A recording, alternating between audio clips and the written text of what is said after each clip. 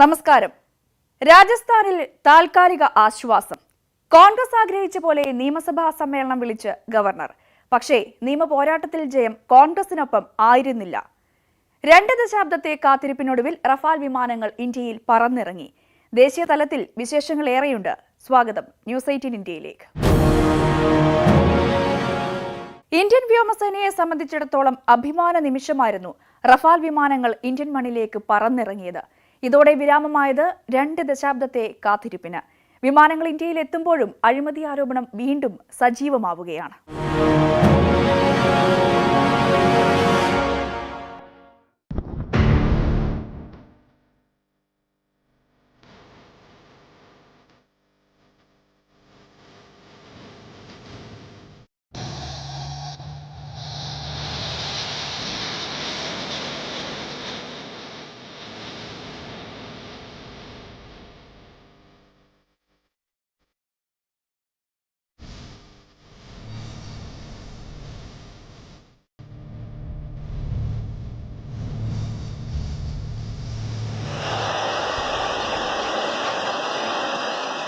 ഏറെ വർഷത്തെ കാത്തിരിപ്പിനും വിവാദങ്ങൾക്കുമൊടുവിൽ റഫാൽ യുദ്ധവിമാനങ്ങളിലെ ആദ്യ സംഘം ഇന്ത്യയിലെത്തി.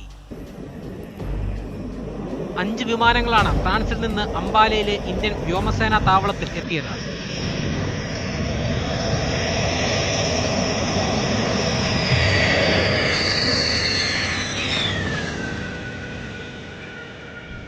ഫ്രാൻസിലെ മെരിഗ്നാക് വിമാനത്താവളത്തിൽ നിന്ന് ജൂലൈ 27-നാണ് വിമാനങ്ങൾ തിരിച്ചത്. 2 സുഖോയ് Su-30 MK-1 വിമാനങ്ങളുടെ അകമ്പടിയോടെയായിരുന്നു 2 ദിവസം നീണ്ട യാത്ര. UAE-യിലെ അൽ ധഫ്ര വിമാനത്താവളത്തിൽ വിശ്രമം.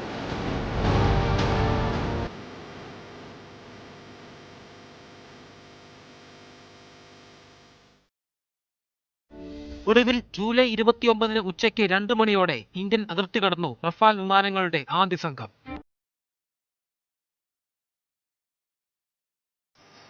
ഒടുവിൽ 3 മണിയോടെ അംബാല വ്യോമസേനാ താവളത്തിൽ ലാൻഡിംഗ്. Water salute.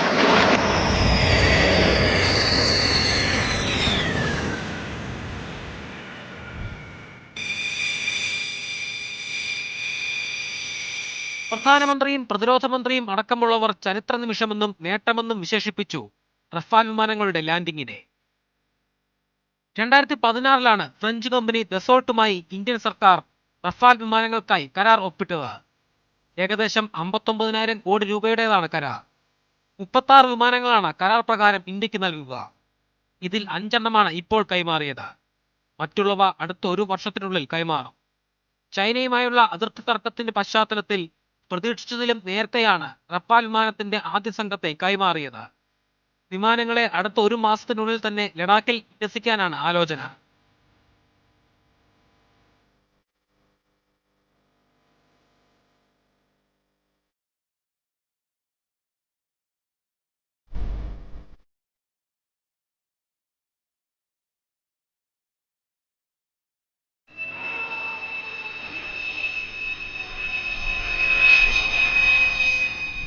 റഫാൽ പറത്താൻ 12 പൈലറ്റുകൾക്ക് ഇതിനകം പരിശീലനം നൽകിക്കഴിഞ്ഞു.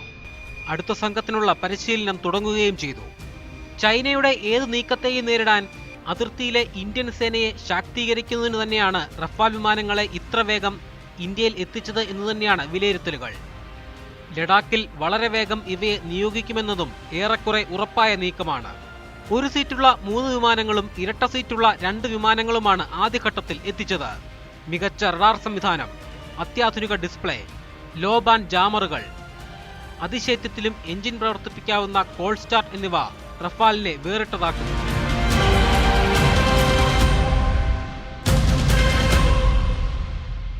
$150 കിലോമീറ്റർ വരെ അകലെയുള്ള ശത്രുവിനെ ലക്ഷ്യം വയ്ക്കാവുന്ന visual range air to air മിസൈലായ മീറ്റിയോറാണ് മറ്റൊരു പ്രത്യേകത.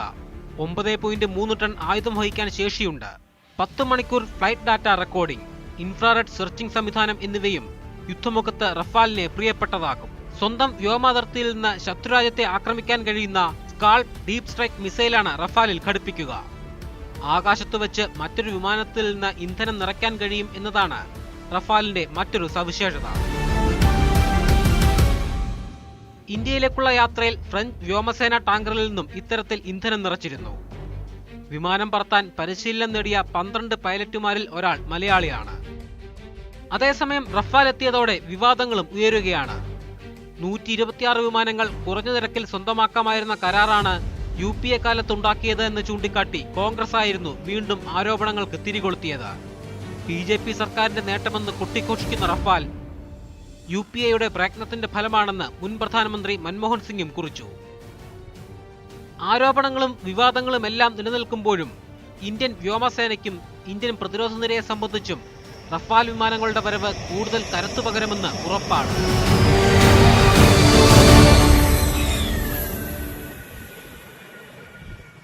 ഒന്നര മാസത്തിന് ശേഷവും സുശാന്ത് സിംഗ് രാജ്പുത്തിന്റെ മരണം ബോളിവുഡിലും ഇന്ത്യയിലും സജീവ ചർച്ചയാണ്. ബോളിവുഡിലെ താരകുടുംബങ്ങളിൽ നിന്നല്ലാതെ ഉയർന്നു വന്ന താരമായിരുന്നു സുശാന്ത്. അതിനാൽ തന്നെ സുശാന്തിന്റെ അസ്വാഭാവികവും അപ്രതീക്ഷിതവുമായ മരണം ഏറെ മാധ്യമ ശ്രദ്ധയും നേടി. ഇപ്പോൾ കുടുംബവും മരണത്തിൽ സംശയം പ്രകടിപ്പിക്കുകയാണ്.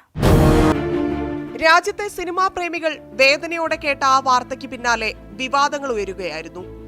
എന്നും ചിരിച്ചു കണ്ടിരുന്ന ആ മുഖം വിഷാദരോഗത്തിന് അടിമപ്പെടാൻ കാരണം ബോളിവുഡിലെ ഒരു വിഭാഗത്തിന്റെ സ്വജനപക്ഷപാതമാണെന്നായിരുന്നു ആ വെളിപ്പെടുത്തൽ. ബോളിവുഡിനെ കൈപ്പിടിയിലൊതുക്കിയ ഓരോ കുടുംബത്തിനും നേരെ ഉയർന്നു ആരോപണത്തിന്റെ വിരൽ. ദൈവത്തെ പോലെ കണ്ടിരുന്നവർ താരങ്ങളുടെ പ്രകാശത്തിന് പിന്നിലെ ഇരുട്ടിനെ അറിഞ്ഞു തുടങ്ങി. പോലീസ് അന്വേഷണം ആരംഭിച്ചു. സുഹൃത്തുക്കളെയും മാനേജരെയും സഹായികളെയും ഒക്കെ ചോദ്യം ചെയ്തുകൊണ്ടേയിരുന്നു മുംബൈ പോലീസ്. ഇതേസമയം കരൺ ജോഹർ ഉൾപ്പെടെയുള്ള നിർമ്മാതാവ് സംവിധാന കോക്കസുകൾക്കെതിരെ നേരത്തെയും അമർഷമുണ്ടായിരുന്നവർ സൈബർ പോരിനിറങ്ങി. ചിലരാകട്ടെ ആത്മാർത്ഥമായാണ് പ്രതികരിച്ചത്. സൈബർ ലോകത്തെ ഈ പോരാട്ടം കണ്ടില്ലെന്ന് നടിക്കാൻ പോലീസിനും സാധിച്ചില്ല. മഹേഷ് ഭട്ട്, സഞ്ജയ് ലീല ബൻസാലി, ശേഖർ കപൂർ, അനുരാഗ് കശ്യപ്, ഒടുവിൽ കരൺ ജോഹറിന്റെ ധർമ്മ പ്രൊഡക്ഷൻസ് എന്ന നിർമ്മാണ കമ്പനിയുടെ CEO വരെ പോലീസ് ചോദ്യം ചെയ്തു. ട്വിറ്ററിലെ ഹാഷ്ടാഗുകളിൽ സ്വന്തം അഭിപ്രായം തുറന്നു പറഞ്ഞ കങ്കണയ്ക്ക് പക്ഷേ ചോദ്യം ചെയ്യലിന് ഹാജരാകാൻ കഴിഞ്ഞില്ല. പറച്ചിലും പ്രവൃത്തിയും രണ്ടാണോ എന്നത് ഇവിടെ പ്രസക്തമായ ചോദ്യമാണ്.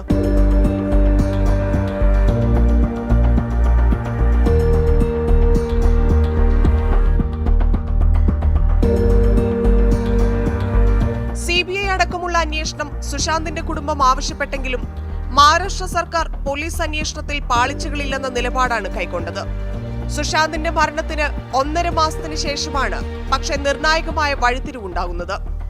സുശാന്തിന്റെ മരണത്തിന് ശേഷം അക്കൗണ്ടിൽ നിന്ന് 15 കോടിയോളം രൂപ ആരോ പിൻവലിച്ചിരിക്കുന്നുവെന്ന് കുടുംബത്തിന്റെ വെളിപ്പെടുത്തൽ. പിന്നിൽ റിയ ചക്രവർത്തിയാണെന്നും കുടുംബം ആരോപിച്ചു. ബീഹാർ പോലീസിൽ പരാതിയും നൽകി. അധികം കാത്തിരിക്കേണ്ടി വന്നില്ല റിയക്കെതിരെ കൂടുതൽ പരാമർശങ്ങൾ ഉയരാൻ. ഫിറ്റ്നസ് ട്രെയിനർ സമി അഹമ്മദ് പരോക്ഷമായി റിയക്കെതിരെ രംഗത്തെത്തി. സുശാന്തിന്റെ വനിതാ സുഹൃത്തായിരുന്ന അങ്കിത ലോഖണ്ഡയെ പോലീസ് ചോദ്യം ചെയ്തു.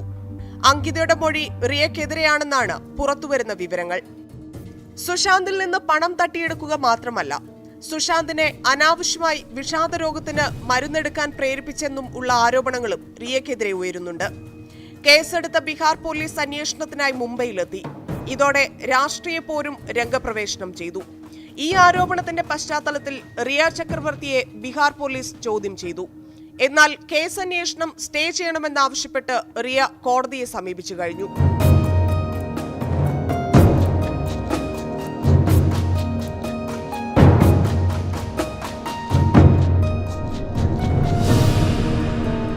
അന്വേഷണവുമായി മുംബൈ പോലീസ് സഹകരിക്കുന്നില്ലെന്ന് ബീഹാറും അതിനെതിരെ മഹാരാഷ്ട്ര സർക്കാരും രംഗത്തെത്തി. CBI അന്വേഷണം വേണമെന്നും അതിനായി നിയമ പോരാട്ടത്തിന് തയ്യാറാണെന്നും സുബ്രഹ്മണ്യ സ്വാമിയും.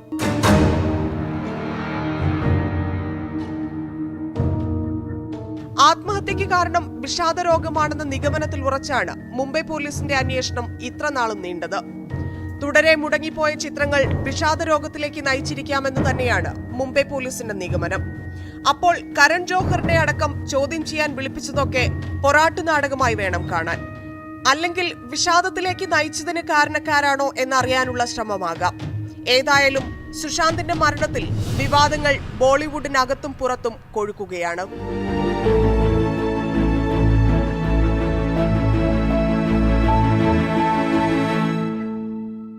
സൂഫിയും സുജാതയും എന്ന ചിത്രം റിലീസ് ചെയ്തതോടെ ആളുകളിൽ കൗതുകമുണർത്തിയ ഒന്നാണ് ജിന്നുപള്ളി എന്ന പദം. ജിന്നു പള്ളിയെക്കുറിച്ച് പറയുമ്പോൾ ആദ്യം പരാമർശിക്കേണ്ടത് ഡൽഹി ഫിറോസ് ഷാ കോട്ട്ലയും അവിടുത്തെ പള്ളിയെയും കുറിച്ചാണ്.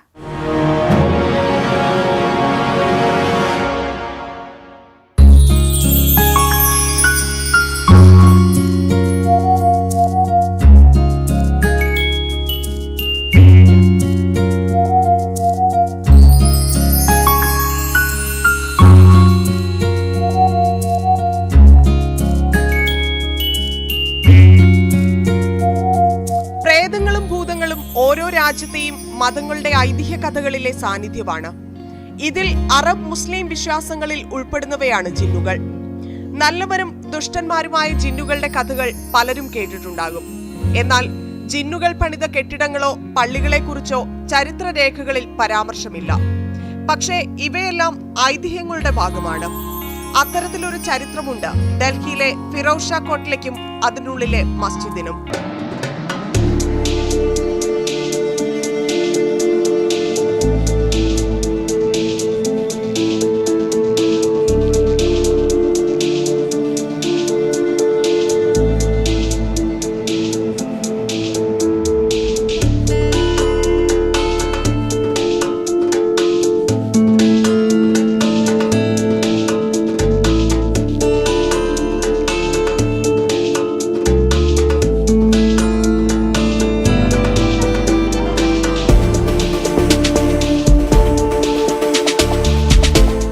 സന്യാസിമാർ പണിതതാണ് ഫിറോസ് ഷാ കോട്ട്ലയിലെ മുസ്ലിം പള്ളി.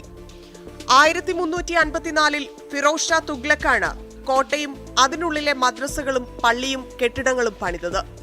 എന്നാൽ ഇന്ന് പള്ളിയുടെ നിർമ്മാണാവകാശം ജിന്നുകൾക്കാണ്. ഈ വിശ്വാസം ഉടലെടുക്കാൻ തുടങ്ങിയത് 1970കളിലാണ്. പക്ഷേ ആ കഥയ്ക്ക് പിന്നിൽ ഒരു കാരണമുണ്ട്. ജിന്നുകളുടെ ആവാസ കേന്ദ്രമായിരുന്നു കോട്ട പണിത സ്ഥലമെന്നാണ് വിശ്വാസം. പള്ളിയിൽ പ്രേതബാധയുള്ളവരെ എത്തിച്ച് പ്രാർത്ഥന നടത്തിയാൽ എല്ലാം ഒഴിഞ്ഞു പോകുമെന്ന് കരുതുന്നവരുണ്ട്. ഈ വിശ്വാസത്തിൽ ഇന്നും ഇവിടെ എത്തുന്നവർ നിരവധിയാണ്. അവർ ഉപേക്ഷിച്ചു പോകുന്ന കത്തിയ മെഴുകുതിരികളും കത്തികളുമൊക്കെ അതിന്റെ തെളിവുകളാണ്. तो ये पूरे फिरोज शाह कोटला में अब जो जिन रहते हैं उनको बाबा कहते हैं यहाँ जो जितने लोग आते हैं. अच्छा, बचपन से जब मैं बड़ी हो रही थी तो हम लोग जिन मामू कहते थे. कुरान में इनका जिक्र है. कुरान में ये है कि सबसे पहले अल्लाह ने फ़रिश्तों को बनाया, वो नूर से बने थे और फ़रिश्ते कभी कोई चीज़ गलत नहीं कर सकते. उनका काम है इबादत करना और वो अपनी ज़िंदगियाँ हज़ारों सैकड़ों साल अब इबादत करने में गुजार देते हैं. फिर आग से उन्होंने, जो बिना धुएं की आग होती है, उसमें से जिन को अल्लाह ने बनाया और फिर मिट्टी से इंसान को. और इब्लीस जो था वो भी बल्कि एक जिन था और उसने सजदा करने से इनकार कर दिया जब आदम को, तो उसको वहाँ से निकाला गया और आज के दिन वो शैतान कहलाता है, लोगों को बहकाता है. तो जिन जो है वो इंसानों की तरह अच्छे भी होते हैं, बुरे भी होते हैं और उनकी ज़िंदगी मौत सब होती है. हम लोग से बहुत लंबी होती है लेकिन बहुत इंसानों से मिलते जुलते हैं. फ़र्क सिर्फ ये है कि जिन किसी भी आप अपने आप को किसी तरह से भी वो आ सकते हैं. कभी इंसान की सूरत में, जानवर की सूरत में, चिड़िया की सूरत में, किसी भी सूरत में वो आ सकते हैं. और इसी वजह से फिरोज शाह कोटला में अगर आप देखेंगे तो वहाँ की मस्जिद की सीढ़ियों के ऊपर कुत्तों को खाना दिया जाता है, वहाँ पे चीलों को गोश्त दिया जाता है, चींटियों को नमक दिया जाता है और हर परिंदे को, हर जानवर को वहाँ पे बहुत ही प्यार से उसको रखा जाता है. बिल्लियों का तो खैर ख़ास रिश्ता ही है जिनों से.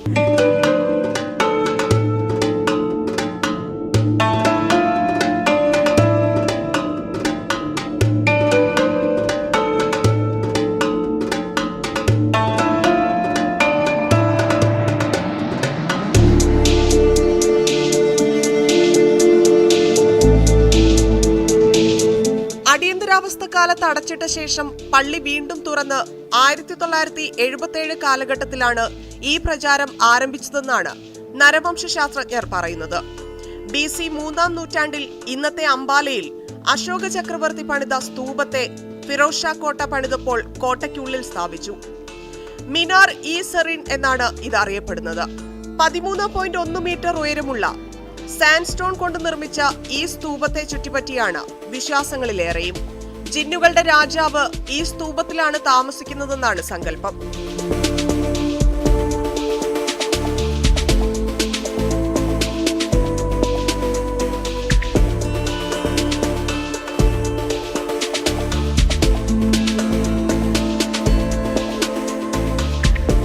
ഇന്ന് ഫിറോസ് ഷാ കോട്ട്ലയിലെ ജിന്നുകളുടെ സാന്നിധ്യം പഠിക്കാനും അറിയാനും അനുഭവിക്കാനുമൊക്കെ നിരവധി പേർ എത്തുന്നുണ്ട്.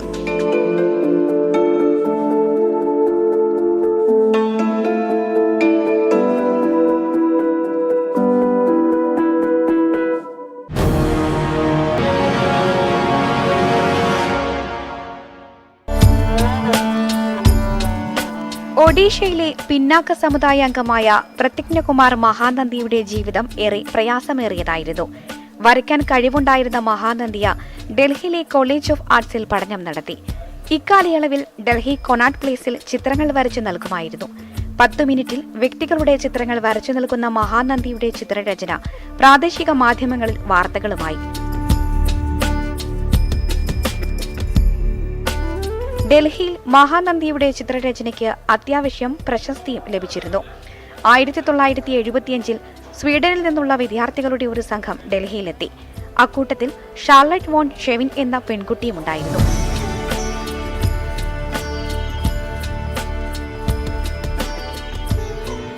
മഹാനന്ദിയുടെ ചിത്രരചനയെക്കുറിച്ച് കേട്ടറിഞ്ഞ ഷാർലറ്റ് സ്വന്തം ചിത്രം വരയ്ക്കുന്നതിനായി മഹാനന്ദിയെ സമീപിച്ചു.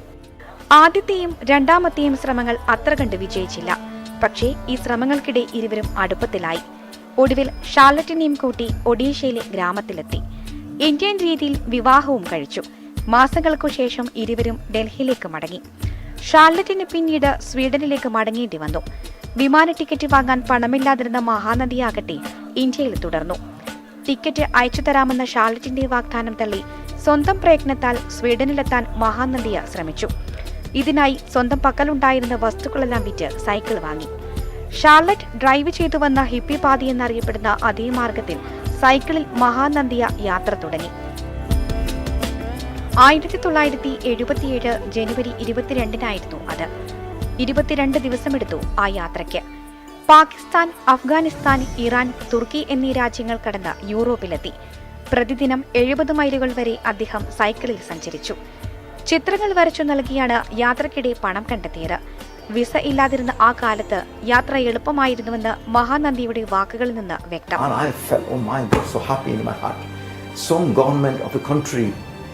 is making as priority number 1 to connect the whole humanity, whole world. It will go through much Beijing to the whole Western world. It's fantastic initiative. സ്വീഡനിലെത്തിയ ശേഷം ക്രിസ്ത്യൻ രീതിയിൽ വിവാഹം.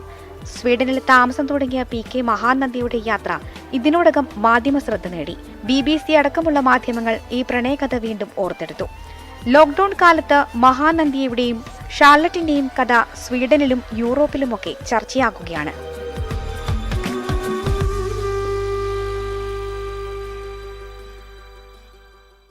തമിഴ്നാട്ടിലെ തീരപ്രദേശമായ മഹാബലിപുരം പ്രശസ്തം ബീച്ചിനല്ല, പുരാതനവും ബൃഹത്തായതുമായ ശിലാനിർമ്മിതികളാണ് ഇവിടുത്തെ പ്രധാന ആകർഷണം.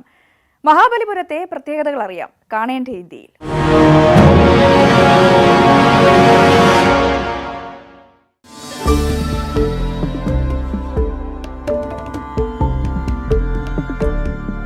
പല്ലവ രാജാക്കന്മാരുടെ 2 പ്രധാന തുറമുഖങ്ങളിൽ ഒന്നായിരുന്നു മഹാബലിപുരം. 7-ാം നൂറ്റാണ്ടിലാണ് പല്ലവ രാജവംശം ശക്തിയാർജിക്കുന്നത്. ഇതോടെയാണ് മഹാബലിപുരത്തിന്റെ പ്രാധാന്യവും സമൃദ്ധിയും വർദ്ധിക്കുന്നത്.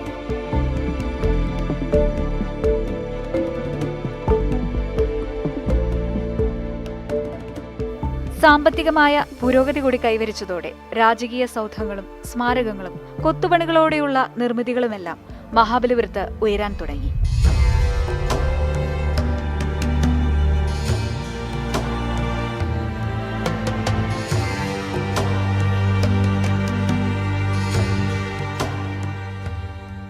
ഏഴ് ക്ഷേത്രങ്ങളുടെ നഗരമെന്നാണ് മഹാബലിപുരത്തെ മാർക്കോ പോളോ വിശേഷിപ്പിച്ചത്.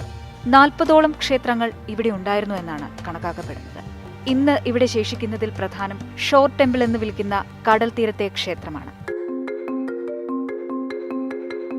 ശിവ, വിഷ്ണു, കൃഷ്ണൻ തുടങ്ങിയ ദേവതമാരുടെയും ദുർഗയുടെയും പ്രതിഷ്ഠകളാണ് ക്ഷേത്രത്തിലുള്ളത്.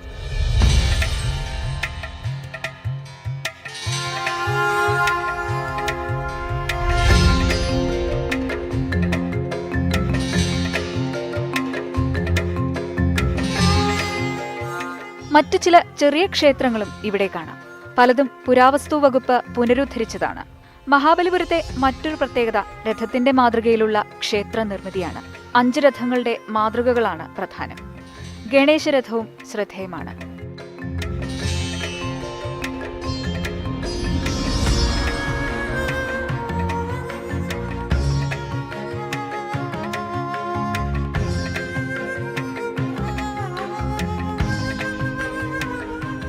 പഞ്ചപാണ്ഡവരെയും ദ്രൗപദിയെയും പ്രതിനിധീകരിക്കുന്നതാണ് ഈ നിർമ്മിതി.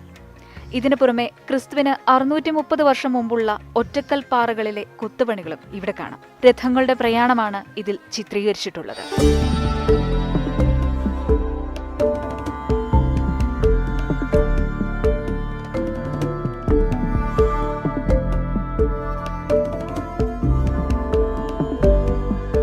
ഏഴാം നൂറ്റാണ്ടിൽ പണിത 10ഓളം ഗുഹാക്ഷേത്രങ്ങളും മഹാബലിപുരത്തുണ്ട്.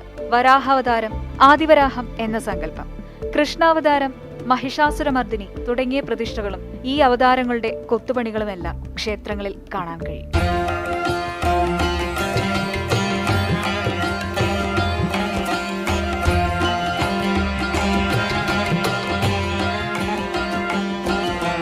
ഗംഗയുടെ പതനം എന്ന പേരിൽ അറിയപ്പെടുന്ന കൊത്തുപണിയും ഇവിടുത്തെ പ്രധാന ആകർഷണമാണ്. അനന്തശയനം, സോമസ്കന്ദ, ഗജലക്ഷ്മി എന്നിവയുടെ ശില്പങ്ങൾ പാറയിലുള്ള കൊത്തുപണികളുടെ മികവ് എടുത്തുകാട്ടുന്നവയാണ്. ഇവിടുത്തെ മണ്ഡപങ്ങളും കൊത്തുപണികൾക്ക് പ്രശസ്തമാണ്. ഒറ്റക്കല്ലിൽ കൊത്തിയ ശില്പങ്ങളും കൊത്തുപണികളുമെല്ലാം മഹാബലിപുരത്തിന്റെ പൗരാണിക ഭംഗിക്ക് മാറ്റുകൂട്ടുന്നു. വലിയ പാറയ്ക്ക് മുകളിൽ അത്ര ചെറുതല്ലാത്ത പാറയും മഹാബലിപുരത്ത് കാണാം. ഒരു വസ്തുവിന്റെയും സഹായമില്ലാതെ വർഷങ്ങളായി ആ പാറ അങ്ങനെ ഇരിക്കുന്നതും ആളുകളെ തെല്ലൊന്നുമല്ല അത്ഭുതപ്പെടുത്തിയിട്ടുള്ളത്. കൃഷ്ണൻ വെണ്ണ ഉരുട്ടിയതാണ് ഈ പാറ എന്നാണ് സങ്കല്പം.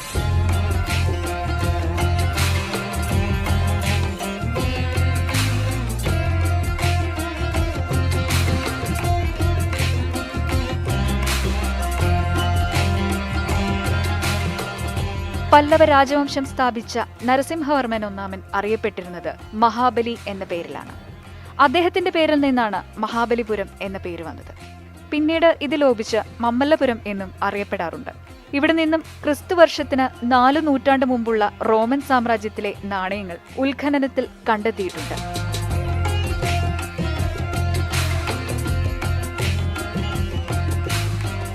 പല്ലവ രാജാക്കന്മാർ ആധിപത്യം സ്ഥാപിക്കും മുൻപ് മഹാബലിപുരം തുറമുഖമായിരുന്നുവെന്നും വിദേശ രാജ്യങ്ങളുമായി കച്ചവട ബന്ധമുണ്ടായിരുന്നുവെന്നും കണ്ടെത്തലുകൾ ഉണ്ടായിട്ടുണ്ട്.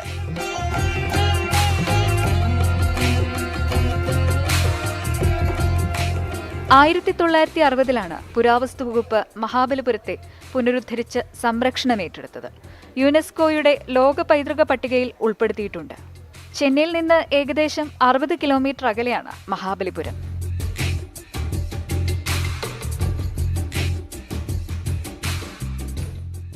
ന്യൂസ് 18 ഇന്ത്യയുടെ എപ്പിസോഡ് ഇവിടെ പൂർണ്ണമാകുന്നു. അടുത്തയാഴ്ച വീണ്ടും കാണാം. അതുവരേക്കും നമസ്കാരം.